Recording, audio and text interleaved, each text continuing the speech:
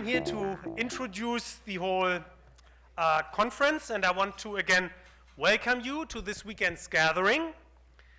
We're all very excited about discussing political challenges and socialist strategies of the international left. As an introduction, I want to first briefly outline our work as the Rosa Luxemburg Stiftung's New York office, and then talk a bit about the general idea behind this unconference. First of all, and even though many of you already know, let me explain a bit about our office's mission and work. RLS NYC is part of the international network of the Rosa Luxemburg Foundation, Rosa Luxemburg Stiftung, RLS. RLS is a Berlin-based foundation associated with Germany's Left Party, which is currently the third strongest party in the national parliament, the Bundestag.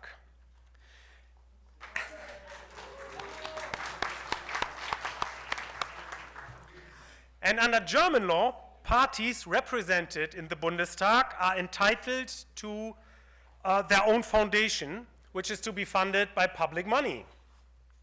So RLS is in the unique position of receiving public money for its domestic as well as international work, which in our case means supporting democratic socialism in a variety of capacities.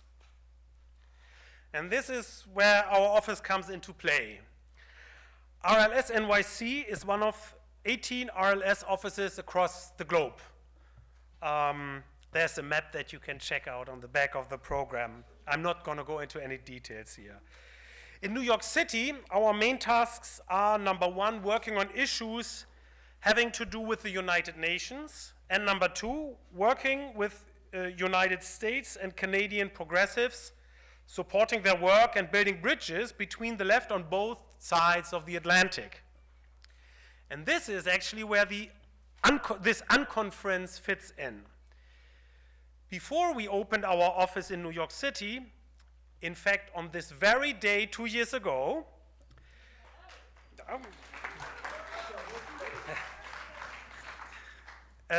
before we opened the office, the RLS held a series of so-called North Atlantic left dialogues, bringing together intellectuals and academics from Germany, the US, and Canada. Quite a few of the participants are actually here today.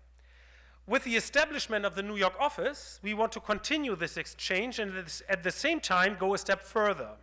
We want to focus on political activism and what we can do to contribute to rebuilding the left here in the United States, but also in Canada as well as in Germany and internationally. And while our United Nations programming involves a lot of work with representatives, people from the global south, in this case we've decided to focus on the advanced capitalist countries of the West because of logistics and capacity, but more importantly because we think that these countries have more in common in terms of economic development as well as politics. It should be a bit easier to build bridges. This brings me to what we perceive to be the main aim of this gathering. Number one, learning from each other's struggles, and number two, linking activists and building networks we need to create in order to move forward. Now, this is obviously important concerning geographical background, but in our opinion, it is even more important to bring together people from different social backgrounds and from different ideological backgrounds. And in doing so, we certainly need to address issues of race, class, and gender as well. We perceive that building bridges between left activists from different ideological backgrounds is key to what we are trying to do this weekend. We know, and you know, that we invited a wide array of folks. Sure, we did focus on people who consider themselves socialist or who are sympathetic to the idea of democratic socialism. And while this definition naturally excludes some who would consider themselves left-wing, most notably Stalinists, this gathering has been designed in a highly pluralist fashion. We are convinced that we can only rebuild the left if we come together across our differences, finding ways to discuss these differences without just throwing opinions at one another, without throwing one another under the bus, so to speak. We can only rebuild the left by creating a sphere of hospitality and friendliness for us to come together and talk. And maybe later we can then even work together. In short, we are convinced that the future of socialism will be democratic and it will be pluralist, or there won't be any future to speak of.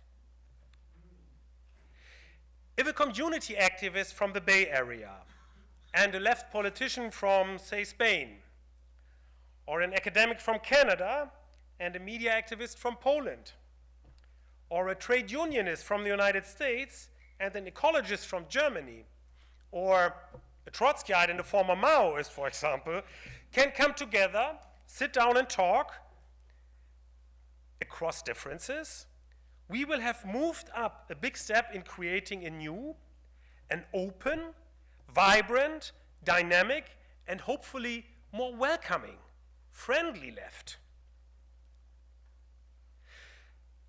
Let me also say this is not what many would call a grassroots meeting. While nobody is expected to speak on behalf of anything or anybody but themselves, the crowd assembled here this weekend consists actually of leaders in the struggle, or I rather should say in the struggles. Or as we would say in German, a crowd of multipliers. Just read the short bios in the program and you will understand that each and everyone in this room has played a leading role in left struggles, in electoral politics, in labor, in social movements, in the media, in education, in immigrant and anti-racist struggles, and many more. We are extremely grateful to all of you for coming to this gathering and testing the waters, and also testing us. Let me conclude by saying that we think it is time for those of us who are engaged in struggles of survival, resistance, and progressive reform to proudly reclaim the socialist label. How can we support each other in this necessary work while at the same time pushing together towards a possibility of societal transformation? What work can be done over the next several years to move society, even if only a bit, in a socialist, democratic, and ecological direction?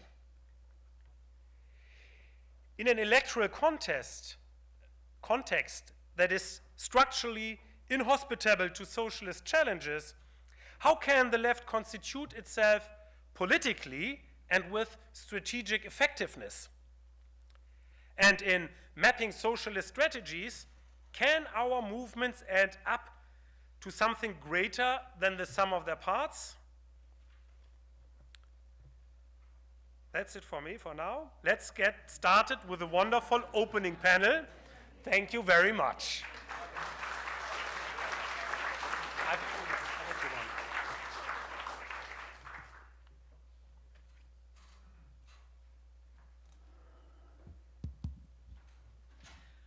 Okay, so the first round of conversation will be a moderated panel with, next to me, Hans van Heijningen, General Secretary of the Dutch Socialist Party, and to the other side, Frances Fox Piven. I don't think I have to introduce her much. She's professor at CUNY and, according to Fox News, one of the most dangerous women on the planet. So it's an honor to have you here. And Bhaskar Sunkara, founding editor of Jacobin and senior editor of In These Times.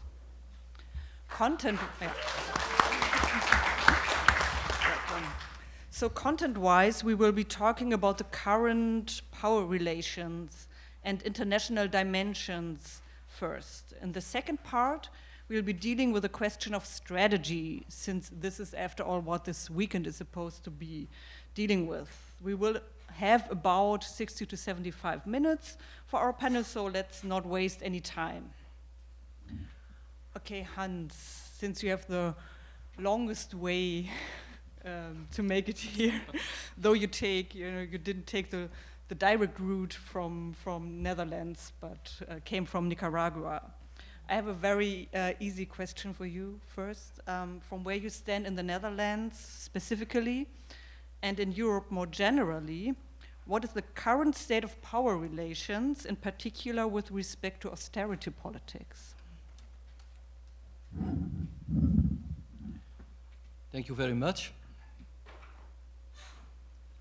To start with the situation in Holland, we have a government of liberals and social democrats. And the main policy is they let pay for the crisis the poor in Holland and the middle class, and everyone who earns more than 100,000 euros a year get 6% extra. They are cutting subsidies on social projects, selling out the jewels of social democracy, like social housing, like assistance for elderly people, like programs for people with a handicap to get a decent work and a decent pay. And in fact, they are solving the crisis. They are now governing 2 years, and they claim to have solved the crisis, but unemployment is, for Dutch standards, high. 15% of the youth does not have a job, and people are very deceptioned about everything which is related to politics. So people feel betrayed, lose confidence in politics, and we as a Socialist Party do our best to create a new perspective. Seen it from a very narrow-minded perspective, you could say we are doing very well because we were the biggest party, the biggest opposition party on the left with a major number of votes in the last elections.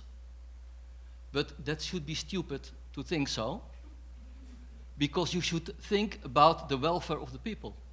And if you confront a situation where ordinary people pay the price for the 1 or 2% which made a mess of the financial and economic situation,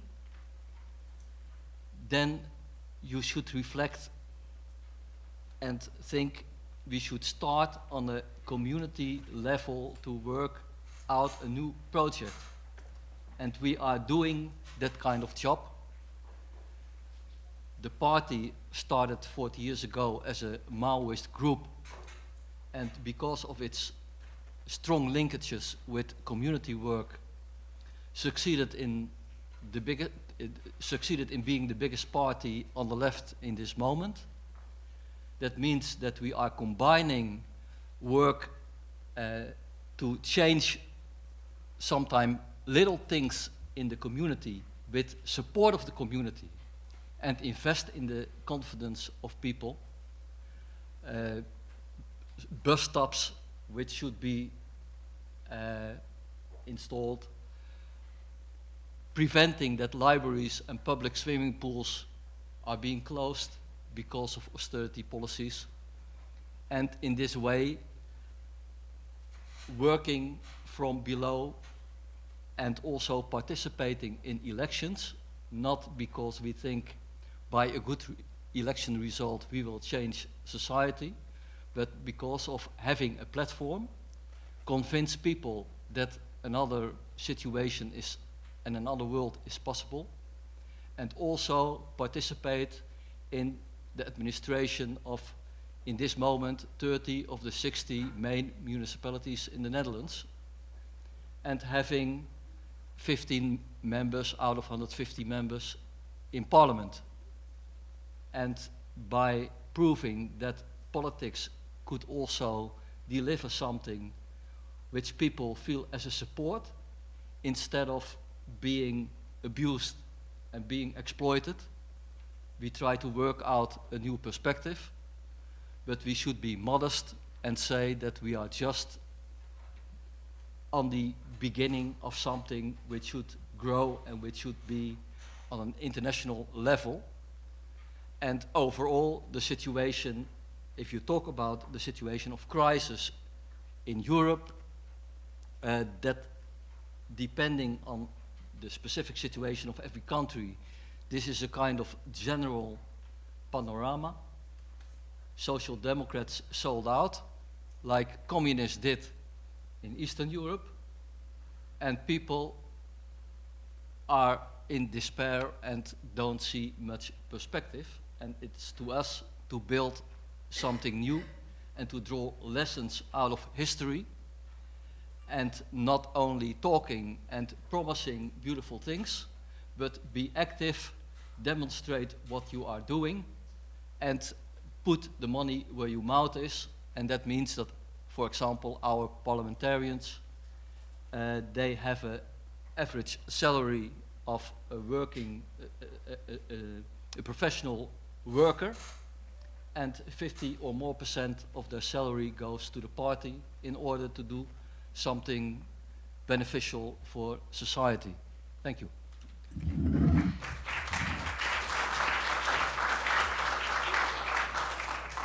Yeah, thank you, Hans. You described a little bit the situation in Europe. So I would like to turn to Francis and ask you from the New York perspective, or more broadly the United States, how would you view current power relations in Washington, D.C. and beyond? Well, the situation in the United States is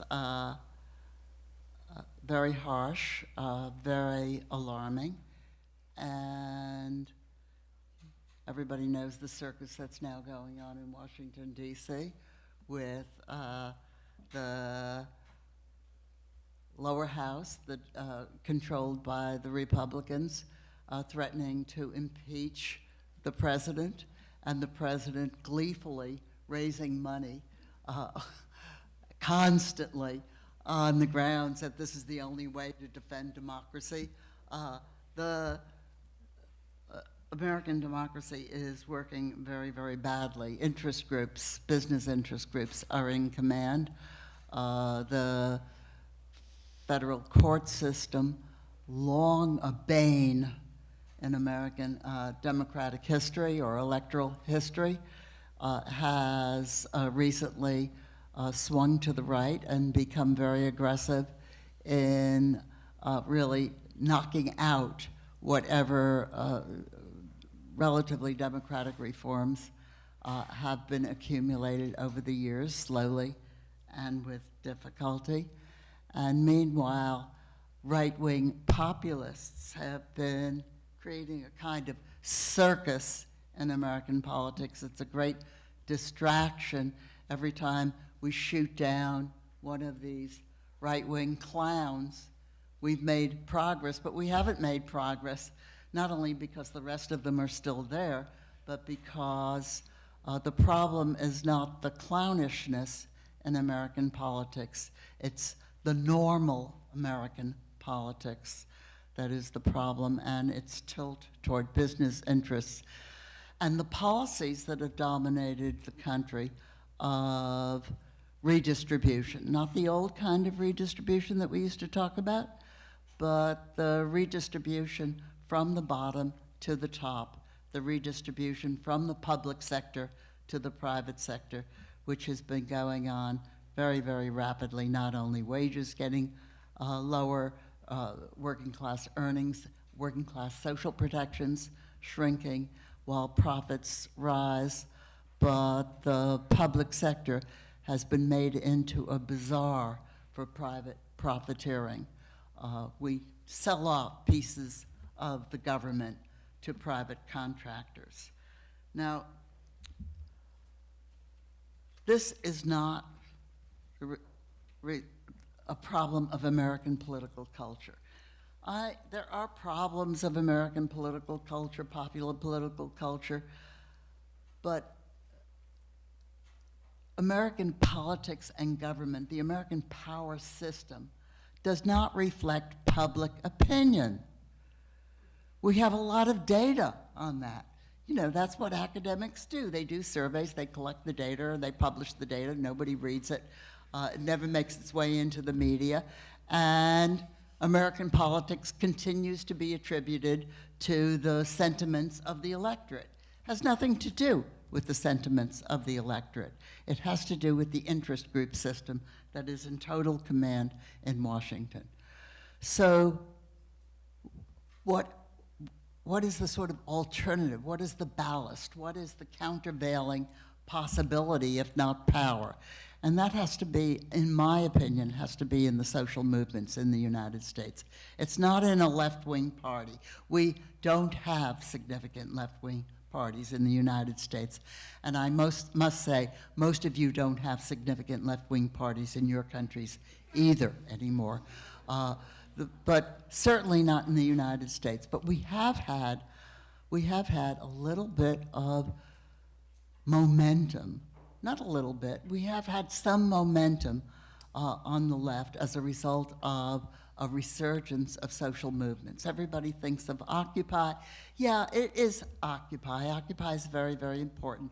They were great performance artists. I love them. Don't laugh. Performance artists, something. But even before Occupy, we had the uprisings of public sector workers, which gave us Wisconsin, followed shortly afterwards by the Chicago teachers' strike. We have had in recent months a flurry, I don't want to exaggerate, a flurry of activism around the question of the minimum wage and some signs of strike activity among low-wage workers. I think that the prospects in the short and medium term, this won't give us socialism, but in the short and medium term, the prospects for both correcting some of the worst excesses of American neoliberalism and of buying the time that all of us need and the planet needs, of buying the time to build a better society, that those prospects, the middle-term prospects, are with the social movements.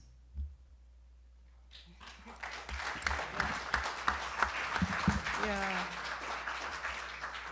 Thank you, Francis. That was a lot, and I think we definitely will go back to the question of the significance of leftist parties over the course of the weekend, I guess. Bhaskar, I would like you to try to maybe to bring these two perspectives together and to talk about where is there overlap regarding the state of power relations in Europe and North America. Right. Yeah, well, I would say generally that, well, I mean, to start with, the situation in America is, you know, it would seem like always it's bleak for the left, but I think there has been steady improvement.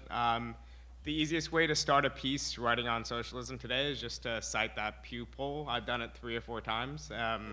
And I mean, the Pew polling says that more young people between the ages of 18 and 34 have more positive connotations of socialism rather than capitalism. So we don't really know what they mean by that. It could mean anything. I imagine probably the right has associated Obama so much with socialism. These people who also vote disproportionately for Obama are you know, just saying, okay, well, we support Obama more than we support you know, Boehner and these other people. But I do think that there is a sense, whereas maybe 10, 15 years ago, you would find people who would actively defend capitalism. Now, especially generationally, you find people who are just dejected. They don't have an alternative to it. They don't know what that alternative is. They just won't actively defend the system. And I think that leaves an opening for socialists. There's also polling that was actually just out today that I haven't yet cited in a piece, but I will probably, this will be my new polling that I begin every piece when I'm being lazy with. The amount of young people a almost clean majority of young people believe that Israel is overstepping in Gaza. And it's not only young people, who the vast majority of whom believe that Israel is overstepping in Gaza, but also people who are poorer or more likely to have this belief. And support for Israel goes up with people who have more education and whatnot. So basically, I would say that the impulses, this also kind of correlates to Penny Lewis's work on public support for the Vietnam War, which, contrary to popular belief, was actually stronger among those who were the most educated in society, as opposed to the kind of myth that we have in our mind of these hard hat construction workers who were very much for the war. So I think, in other words, that people's impulses are a lot in the right place. And in the American left, it is often looked upon working people as kind of the people who were most difficult to actually impart our politics to. I mean, there's just more affirmation that it's actually the easiest constituency. And it's just up to the left to build the kind of social movements that Fran alluded to. I would say, though, that one of the things that's more successful in Europe than here isn't necessarily just the social movement work. It's the actual horizon of trying to build and reach towards a mass party. And short of Syriza, there really is no something you would really consider a mass party in Europe of the left, but it's still a horizon worth building towards. And I don't think we could orient our politics as far as working in movements day to day without actually having that horizon. And I think the real challenge we have in the American left is we have a lot of us who are focused completely on social movement building. And we maybe talk about socialism in private or amongst each other, but we don't often wear that label on our sleeve. And it becomes impossible to build a open, vibrant, coherent socialist opposition if you're not even mentioning the word, if you're just using dog whistles. So I think it's incredibly important to not talk about actually openly building socialist movements and even socialist organization as necessarily being sectarian in itself. But on the other side of that, a lot of us who are focused on building socialist organizations often see social movement work as nothing more than building front groups, as an area just to build cadre, to build membership, as opposed to an area in which we could actually, just as individuals and as members of coherent currents, just raise the level of class struggle in any movement we engage with without being sectarian. So I think that's the real divide, and that's where America lags behind Europe, is actually losing this conception of, we don't want to build little sectarian organizations, but we also need to maintain that goal of building a mass socialist party, or else our social movement work will be impacted. We won't get anywhere. Yeah.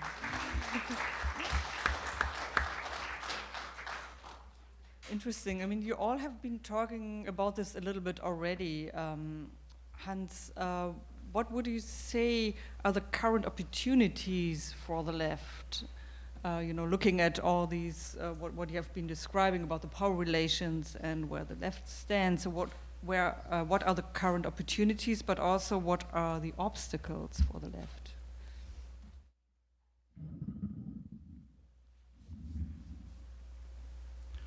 I think nowadays there are more questions than answers, so we have to reinvent socialism, and you can't reinvent it from above.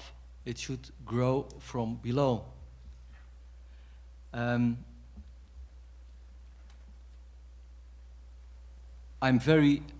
hesitate to give a general answer, because every country is different, and maybe the most wise thing I could do is deliver some experiences we have developed in the last 20, 30 years. We invest a lot of time in communicating with ordinary people. So organize that once in a week or once in 2 weeks in a central square, you are discussing with people about quality of life in the neighborhood, which are the main problems, what should we do to find a solution. That's not easy, and of course that's a very low and difficult process. It takes time, but I think it's the only way to gain confidence. Remove obstacles between you and the people. I mean, there are a lot of left organizations which use strange language, flags or symbols which easy provoke distance instead of identification. I mean, if you meet people and you think, oh, they belong to a sect, and it's like the Sunday preach of a certain church, that is not much attractive.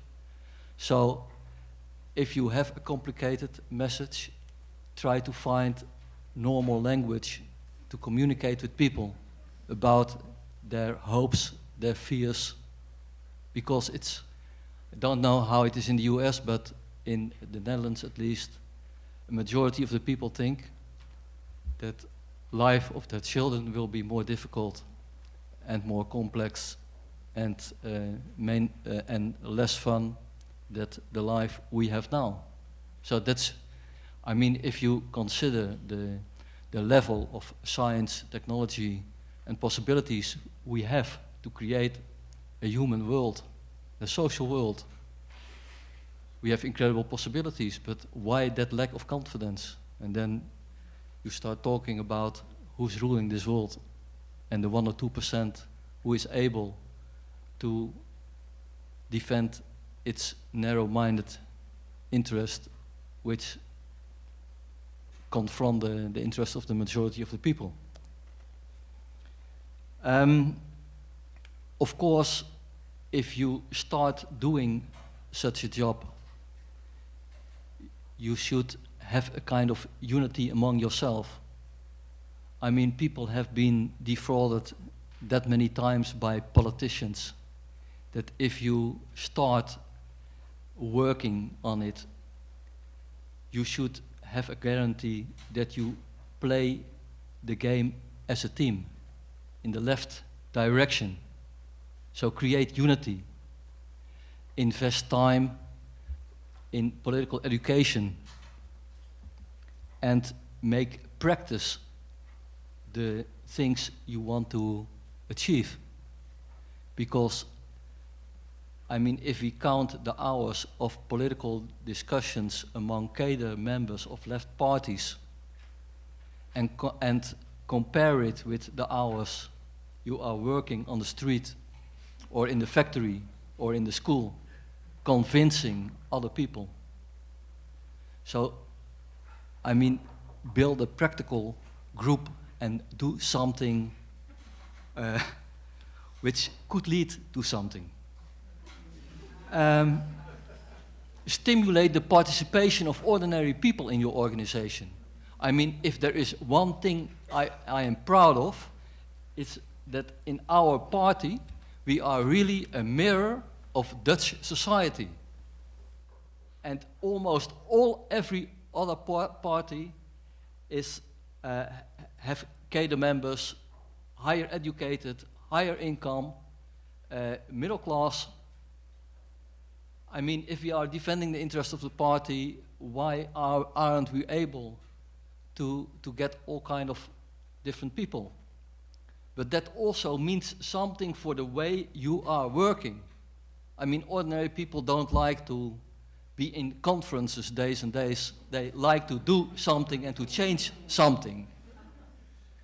So party culture should be developed in a way that ordinary people feel it attractive. I mean, if we organize a conference or a meeting, we think we should be able to compete with the best awarded television programs. So a combination of interesting discussion, emotional events, and that also requires that that you find people, artists, and people with experience in communication, commercial advertisement, how to bring a message in a way that it is impacting. And of course, that's all a question of building up instead of tomorrow we'll do it. Be respectful to trade unions and independent organizations. I mean, people are not stupid, and they see the difference between the people talking too much and the people doing something good in practice. So if there is a strike, we bring coffee, we bring soup, we bring our moral support instead of too much words and not being effective. So show in a practical way on which side you are. And for example, we succeeded in the trade union leadership 10 years ago. They told the membership that we were a bunch of shit, that they shouldn't be aligned with us. And we didn't enter in discussion with them. We convinced our people, be effective in trade unions, and show the ordinary members who is effective. And nowadays we have some members of our party in the national leadership without provoking problems or splits or other shit which doesn't bring us nothing. So be patient, and I already told you the question of the financial policy of your own party. I mean, the most convincing thing is live the life you are preaching as a perspective, instead of living nice as a bureaucrat or as middle-class people and preach about socialism while people think we don't buy nothing. So join. I mean, for example, our comrades in Ireland, the Sinn Féin politicians, they all live like our members of parliament in ordinary neighborhoods. And of course, we find a lot of interested, a lot of nice, talented people who, based on their financial private situation, are not able to work as a representative of our party. But we are not willing to compromise on that issue, because your credibility is in doing what you say and creating a collective. And if you are really convinced of that perspective, you will see that wonders are possible and that we can change the world.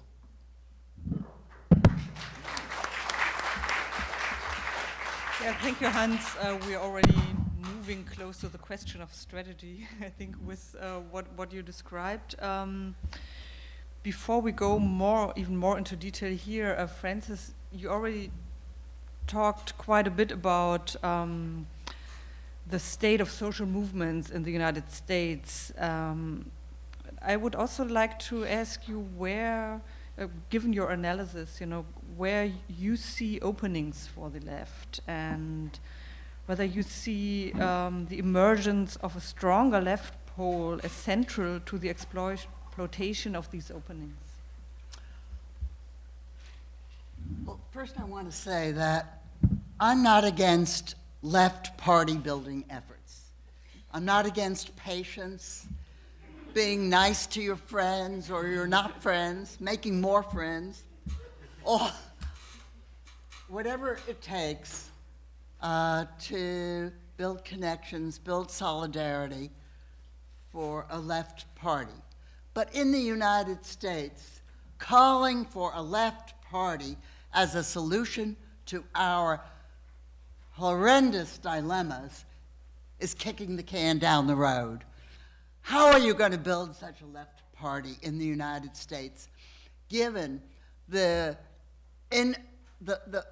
features of the electoral system that make third parties so incredibly difficult, and even the Working Families Party, possible only because New York is one of 7 states that permits cross-endorsement. Even the Working Families Party is, of course, constantly being hammered by the left for its compromises. So I want to go back to what I said earlier. In the medium term, in the short and medium term, I think we ought to think about movement strategy. I think we ought to think about the ways in which the popular movements, our constituencies, working class and poor constituencies, people of color, can become more disruptive so as to give us time for your party building, for your education, for whatever you think can do to build socialism in the long term, because we don't have a lot of time. We really don't have a lot of time. So I think that a lot of strategy thinking should go into what can make movements more effective by becoming more disruptive, how we can throw more sand into the gears of the system, how we can make the system more ungovernable. That's a strategy question. It means we should look at the weak points in the systems of production and distribution and governance which constitute the neoliberal political economy. And we should look at the way those weak points mesh with our constituencies, their location, what capacity they have to act on those weak points. They may not be our constituencies yet, but if we can show them how they can become more effective, they might become our constituencies. Now, a couple of years ago, about a year and a half ago, Occupy began talking about debt strike, a debtor strike. I must say that I thought it was a really very provocative idea and a very problematic idea.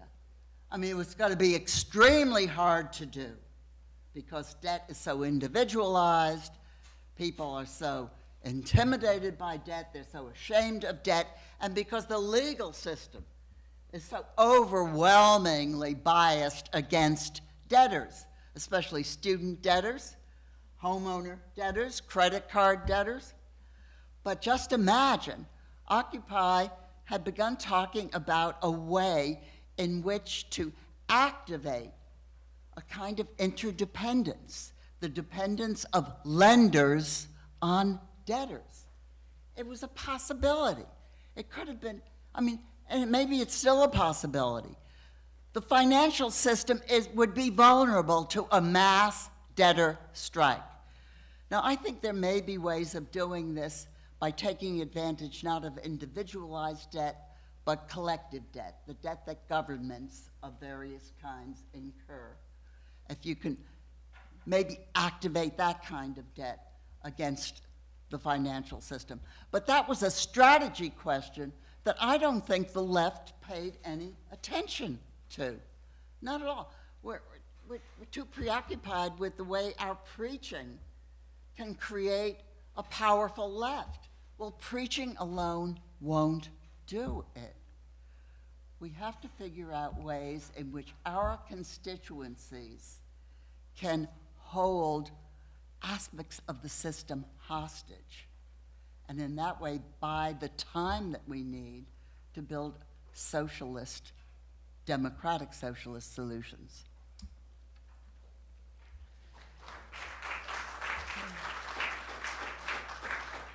Yeah, thank you, Francis. I think we have already learned a little bit about the differences between Europe and the United States. You pointed that out very clearly, Francis. Bhaskar, what would you say, why should the European left care about the North American left and vice versa? And what can the two sides share or learn from each other? Since we are bringing in people here from Europe and North America for some reason, I think. Right. Well, I mean, I think the U.S. is still the capital of empire, so anything we do is magnified many times greater. Even if we were to build a small, open, militant socialist opposition, that's all we managed to do in the course of a couple decades. It would be a big improvement, but not only that, when the weak link of capitalism breaks somewhere else in the advanced capitalist world, in Europe or elsewhere, we would immediately be well positioned to build solidarity and prevent intervention and so on. I mean, there's lots of historical reasons why a left in the center of empire is extremely important. And obviously the level of we could learn a lot from the European experience, even as they negotiate with very difficult questions. Whether or not to enter into coalition is a very easy question for us to answer here when we have no social forces and no one wants to enter into coalition with us. It's a much more difficult proposition for our German comrades or others who have to debate these issues and are balancing the fact that, yes, a strategy of patience makes a lot of sense, and building an opposition is what we need to do in theory, but in practice, your constituencies are crying out for at least some immediate support and help, and staying out of government might be a way to erode that support. So, so various issues and debates like that will transpire over the course of the next few years. If and when Syriza assumes state power, there's going to be a lot of questions about what a left social democratic program actually looks like governing. And there hasn't been any answers since the, I guess the early 80s in France, and we all know how that turned out. There was no answers from that. Only just a negative example. So obviously, I think we need to pay attention to have an international perspective, but especially in the United States, we're already dealing with a country the size of a continent. So we need to deal with a lot of the regional differences and how our strategy will develop in the United States too. And there's a balance, I guess, we need to strike between focusing too much on struggles in Europe as a substitute for actually building movements in the United States, but on the other hand, we don't want to adopt kind of any pose of left nationalism or having a cloistered sort of view that doesn't see our struggles as intimately linked with struggles in Europe. Okay, great. Yeah, I think you all already shared a little bit with us what you think about strategies, or what good strategies for the left could be.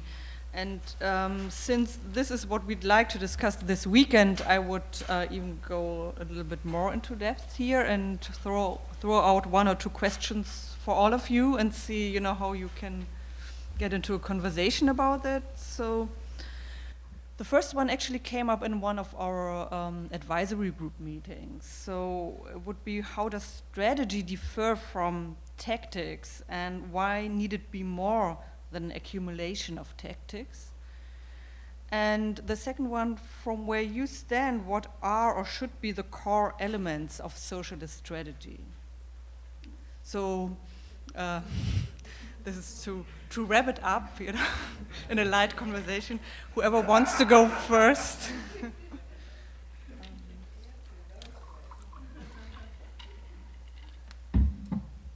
The audience could go first. I think they are all confident Right. that you come up with something very interesting. But of course, I don't. If somebody wants to step up. Well, I just spoke, so I feel like I shouldn't speak. But yeah, But he sure. wants to. I will. I mean, I think, and this is also maybe where we have some disagreements. Whereas, of course, I agree that there's no actual conditions for to have a left party in the United States at this point. And of course, it's not a strategy just to say we can have one overnight if only we unified all our little sectarian groups. And obviously, we don't want to be caught in the point where we're spending more time internally trying to forge these unions among groups with paper memberships in the dozens, not even hundreds, as opposed to actually externally directing our work. But given our stage of struggle, we also can't, when we talk about a socialist strategy, we can't not ignore the importance of actually building building members from within and educating them. So a lot of times, like, it's not just a talk shop to have a reading group. It's not just a useless endeavor to spend time arguing with each other about what year the Russian Revolution went bad. Right, yeah, anywhere from 1917 to, I guess, like 15 years ago. So I do think it's important that we also, like, yes, I agree that disruption is extremely important, and that's also one of the reasons why I was always very skeptical of strike debt, because it's a movement that kind of took struggle kind of away from the point of production, or even now the things we're doing very well on the left.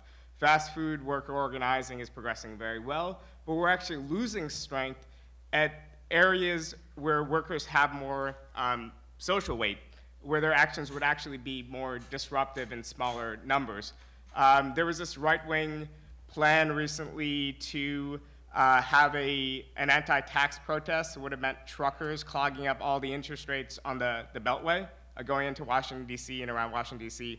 And obviously was completely for reactionary reasons, but that's a kind of strike that you can imagine the left in previous generation being able to pull off. So again, I think there is importance in developing counter. I think there is importance in thinking when we're organizing. Obviously, we want to organize everyone, and especially the most oppressed in society. But when we talk about strategy, it's much more difficult to actually admit that it is a big problem, and it outweighs our success at organizing fast food workers, that we're losing longshore workers and other unions that have historically been on the left and have historically had been the way in which we exerted ourselves despite our small numbers.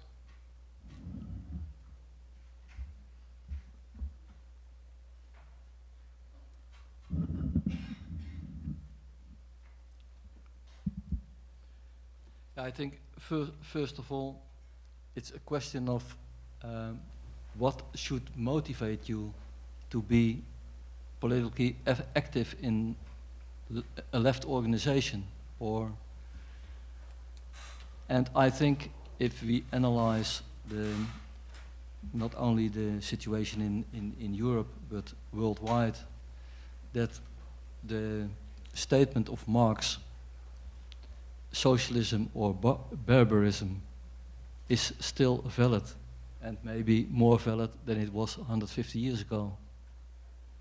And if you really are convinced that the future of your kids' society depends on finding alternatives for the existent order, I mean, there it starts. And then, I don't want to repeat myself too much, going to do something.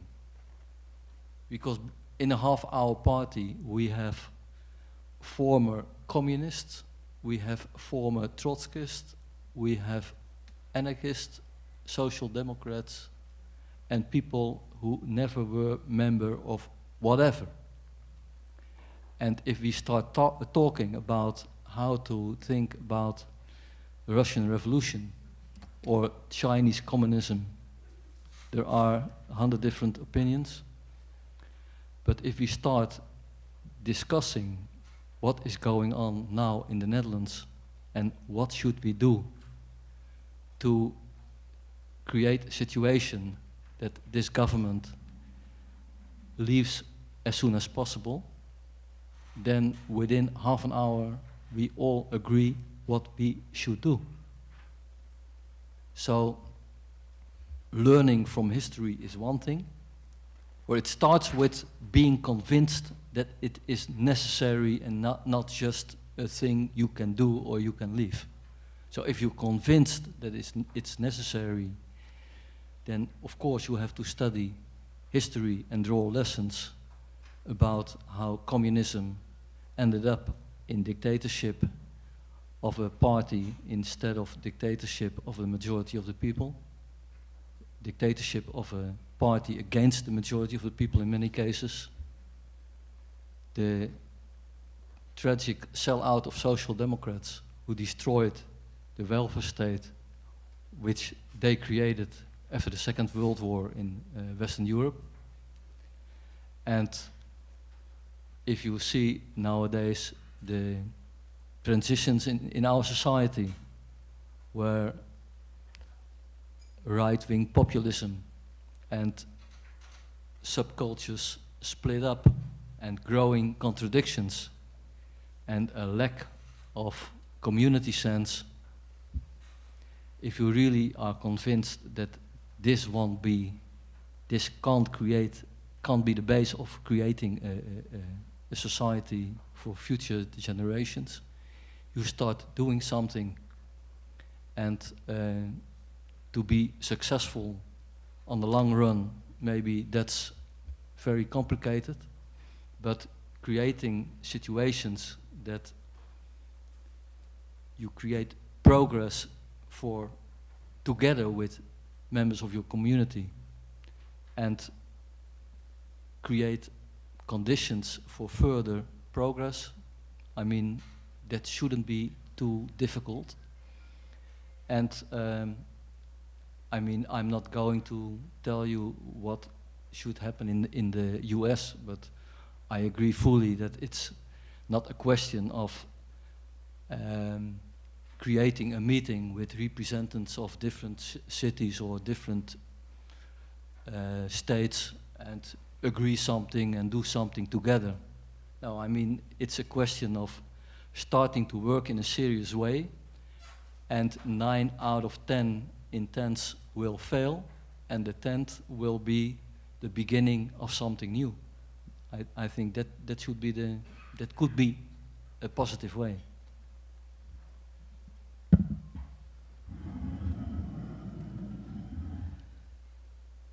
Lately, I've been wondering if we, the activist, articulate, educated left, haven't overall exaggerated our importance to left movements over the last century. It used to be, at the beginning of the 20th century, that the people who came together, for example, in the Second International, to talk about the possibility of socialist revolution, talked about the masses, mass movements, or at least some of them did, and the temper and capacities of those mass movements.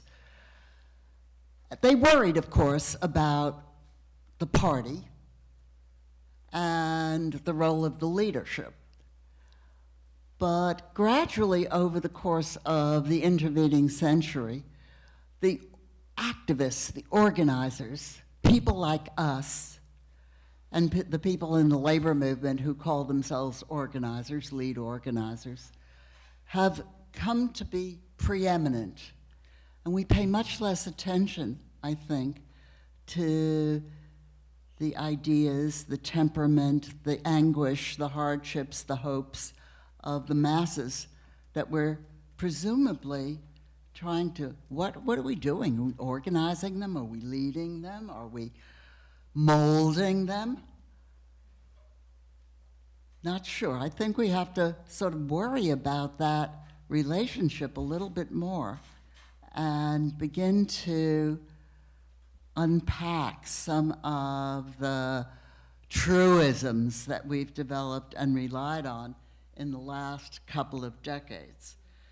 Now, what prompts me to say this is really Bhaskar's comments about the importance of members and the importance of educating members. We are going to recruit those members, sign them up, collect their dues, and then educate them. Or maybe we'll do the education all along while collecting the dues and so forth. Right. Well, I'm not a member of a membership organization, so I don't even. Okay, but I think we ought to rethink that. I'm not against people who do that all the time. They're all my friends, but still, I worry a little bit about what my own experience suggests to me, which is that people, poor people, working people, that their political transformation doesn't occur first as a result of being exposed to people like me, or better organizers than me, because I'm really a terrible organizer. That's not how they get politically educated. Their political education occurs in the course of their movement activism. That's what's transforming for people.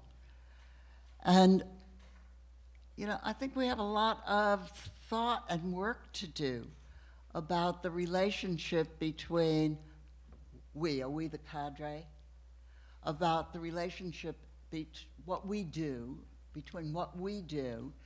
and the constituencies that we hope to organize. I'm very suspicious of a model which leads us to think that if we can only grab hold of them, hold them down for a minute, yell at them, that then our problem of building a socialist movement will be solved. I would like to remind of this grassroots education being actually the form, the model to constitute parties from below up. So let's not underestimate the power of grassroots education.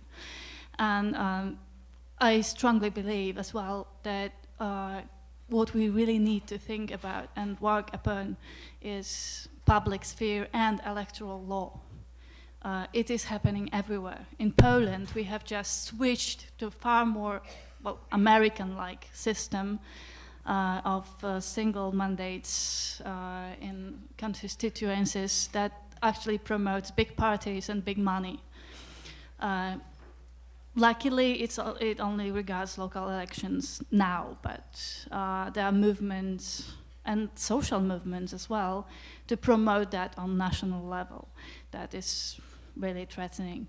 So this is something we really need to tackle now and think about how to strengthen and how to make the public opinion more relevant as well. But my main question now, main comment is about internationalism. Internationalism, because at the moment, as far as I can say, most recipes, most let's say models promoted by European socialist left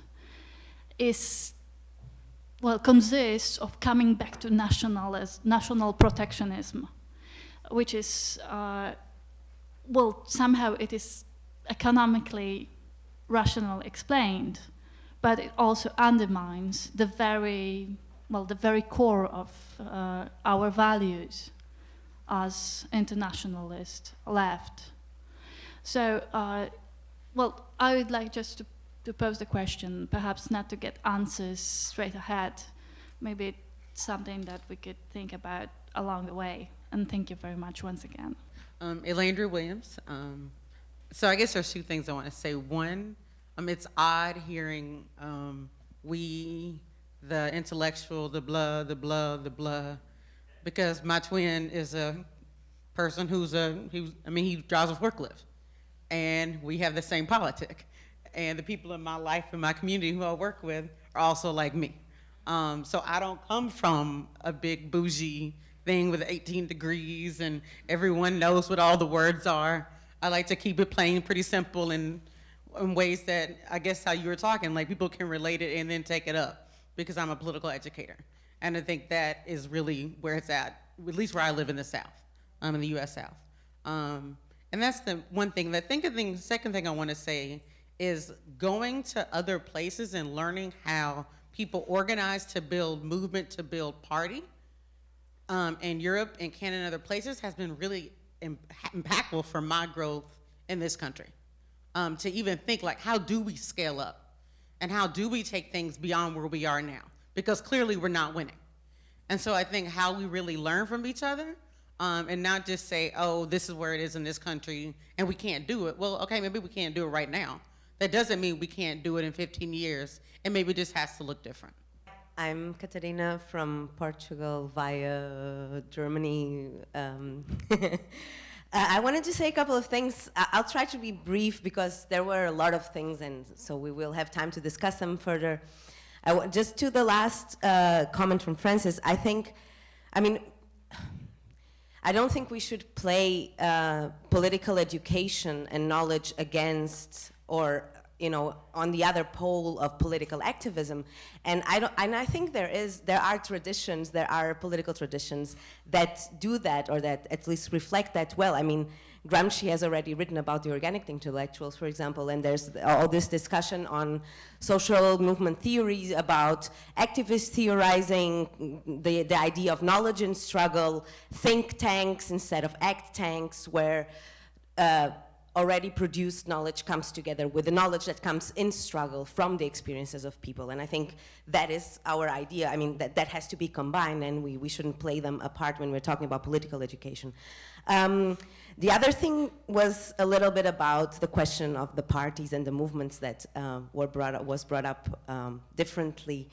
I think we shouldn't go back to imagine that our way forward is a new kind of World Social Forum. I think we have to imagine something beyond that.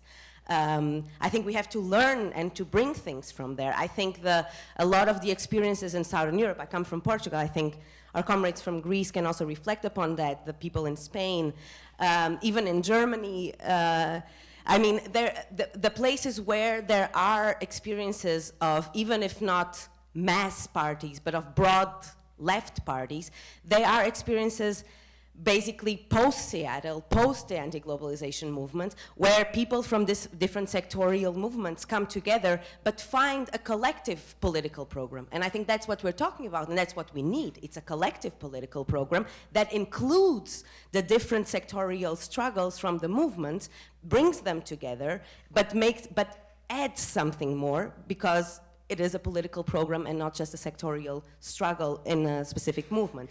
And I wanted to say last thing about the US. I mean, I've not been involved very much in the discussion about the US left, but I think I've caught here and there some things. And I think what I wanted to say is, like, I don't think we can discuss unity as a moral question. To be united is good, to be disunited is bad. I think that any unity project of the left has to come from a basis, has to come from a grassroots movement that pushes the emergency and the need for a political representation that disputes state power, that brings people together. And if we look at the experiences of the formation of broad left parties in Europe, this is the case for all of them. I mean, none of the broad left parties that still exist in Europe today came because a group of people just decided to come together, but they came out of a certain dynamic that was beyond and bigger than them. From what I gathered, most of your discussions were about socialist tactics and how they, at the moment, don't add up to a socialist strategy. And some of the suggestions were more in the line of, if we had more of tactics, or if we did more of what we're doing right now. There's like a gap between really good tactics in the case of the Dutch SP, but there's still something to strategy that is different from an accumulation of tactics. And I think with Rosa Luxemburg on stage is a decent question to be posed. And I think that we have to talk about the medium term that Francis was talking about, and how we can build institutional features that can construct mass movements. Mass movements is something else in the addition of one person to another, and suddenly we are a mass. We have to think about how even smaller groups can build institutional reforms that give rise to mass movements in the way that labor parties used to do. And we have to start talking about those types of medium structural reforms that can actually be a basis for constructing a mass party in the next step. It can't be tactics, mass movement. And I would like to hear your comment on what those types of medium-term reforms could be. Like, the left party traditionally built, educational institutions, public housing, general healthcare, and so forth, that constructed a universal subjectivity that could then form the basis of a mass movement. You formed a sort of universal organization, and then you had the basis for a mass movement. Now, the right realized this, so they're privatizing most of these features, which give rise to the individualist standpoint that Hans was talking about. but we need to find out a way to counter this, and also in a way that isn't simply nostalgic, just like we had to do what we did in the 70s, but more of it, because it seemed to be working. We had to find a new form of expressing these types of institutional reforms. And I would like to hear what you have, what your ideas are on these questions. Thanks. My name is Steve Williams, and I come from San Francisco in the United States. And first I wanted to appreciate all of the comments from the panelists. One thing that I think I would encourage all of us to do throughout the rest of the weekend is to acknowledge the place from which we emerge in the movement. Because I think that there's a way in which all of us being in favor of socialism provides a false unity to the actual fragmentation that exists in the movement. And I think that addressing that fragmentation is a critical aspect. Like, there are clearly socialist academics, there are socialist organizers, there are socialist media activists, but in the way that we talk about how all of that work is connected, I think there's a way for us to use we to connote a particular unity and coordination that doesn't actually exist. The last thing that I would say is I would really appreciated the emphasis that Fran was putting on the need for mass movements, popular movements, to drive a socialist strategy. But it also seems to me that right now, the challenge is not just building more movements. I, along with Tanya Lee, had the opportunity to interview more than 150 organizers and activists across the United States, and all of them said that they were tired. So it's not just a question of wanting social movements to be larger. We have to figure out what it is that is going to unlock the potential for movements to get larger. And I think that there can be a false dichotomy between the role of building a left and the role of building mass movements. And I think that there's actually something about building a left in social movements that begins to unlock some of that potential, but we have to then be able to engage in the tensions and the strategies about how to do that. Well, I want to comment on every comment, but I'll wait. We have a whole weekend.